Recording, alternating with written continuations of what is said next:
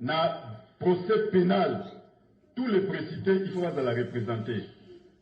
Vital a parlé des 9 personnes au Bazar qui va superviseur, tous les 9 Bagozars. Il a parlé de la coordination qui est dirigée par Nicolas Kazadi, ambassadeur itinéraire chef de l'État, il doit être représenté. Alors, au moment opportun, nous allons mettre tous les documents à votre disposition. Mais nous avons informé Maman Oyazako Kangaï, Azola Nangaï, très bien. Dossier Jamal, le 25, Jamal et Moro Kozouaris qui va cité, Yenda Yakina dossier Wana. Sur 57 millions, tu avais remis à Jamal 48 millions. Les 9 millions Wana Ikeiwa Pitoko, c'est pour le Belangote. Mama, Basala la politique boité. Binon de Boyaki na dossier Wana. 57 millions de besoins qui na banque. Bopesi Jamal, 48 millions. 9 millions pour le Belango. Toza ko senga na parquet. Bofungo la problème, il y a saut de moutons. Tu as vu que saut de moutons, mouton yaka na ba marché sur saut de moutons. C'est Christian Tshisekedi. Tu expliques ça très bien. Et à quel parquet 2 fois Bazongissier, au moment où il n'avait même pas des arguments. Et Tobaki Sous-Souboye, 15 millions de Kayangote. Vital a été trop vilipendé sur ces points. Alors, Bandegonangaï, Tokoti na scénario moko, na batoyo, Bazaki préparé pour le pouvoir. Naïa, on a moni dollar et commis 19, Mboke Koti na dissation. Moi, je vais vous habiller à 5 millions, au Kabila, il y a 5 000, Azaki est capable d'appeler sa batte. Donc, la banque a fait déjà un rapport déficit et côté. Dès qu'on a la situation économique, tout ça plongé. C'est-à-dire 5 ans, on a représenté le peuple congolais. Un bilan, il y a 272 millions qui sont des moutons. Il y a un autre parce que Bakanga qui vital, na dossier wana, et le vital, Azan a un main propre.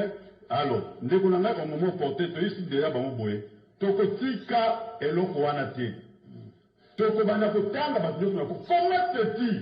Boyebi très bien. Que binonde sur tous les dossiers il y a 100 jours.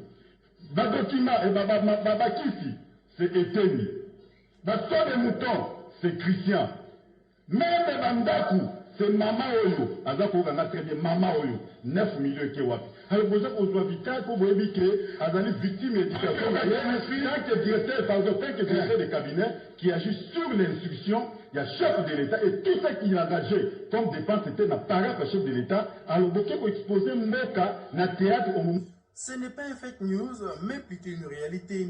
Joseph Papi Okata, coordonnateur national de l'UNC et bel et bien aux arrêts depuis ce matin, confirme qu'Issometo Tchoumani, porte-parole de l'UNC. Monsieur Okata a été arrêté, enlevé ce matin, disons, à 5 h du matin, sans avoir reçu au préalable des invitations, normalement, ou alors 3 convocations, comme cela est de procédure dans un état de droit, 3 convocations. À la suite de 3 convocations, lorsque vous ne vous présentez pas, il y a un mandat de comparution. Mais M. Papi Okata, pour le citer nommément, a été enlevé ce matin avec un avis de recherche. C'est ça l'entorse de la loi. Dénonçant les conditions de cette arrestation, le porte-parole du parti cher à Vital Kamerhe cite Christian Tshisekedi, frère biologique du chef de l'État, comme commanditaire de ce qu'il qualifie comme enlèvement. On l'amène vers le parquet de Matete, 4e rue, là où il est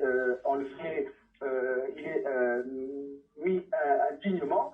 Et puis, il saura par la suite que la plainte serait, je confie parce que moi-même je n'ai pas entendu, mais nous entendons des avocats, la plainte serait de Christian Tshisekedi qui lui reprocherait d'avoir cité son nom sur l'affaire des sauts de moutons. Donc, il est mappé. Pour quelle destination, nous ne savons pas. Est-ce que c'est pour la prison de Matete ou la prison centrale de Makala? Pour Issometo Tchoumani, cette Daniel, peut-être depuis 2 ans, je vous dis, elle est là-bas, les arbres comme ça, chaque serpent 2,5 mètres, il a eu peur pour installer une petite maison. Où le problème? Je suis vendeur de terrain, j'achète les terrains. Où le problème, monsieur le président? C'est pas moi, il y a les Congolais qui vendent les terrains, il y a les Libanais qui vendent les terrains, je ne suis pas seul. Où tu me vois, maintenant il y a 4 ou 5 terrains encore. À côté du fleuve, il y a beaucoup de terrains. Je suis grand opérateur économique. Merci. Merci.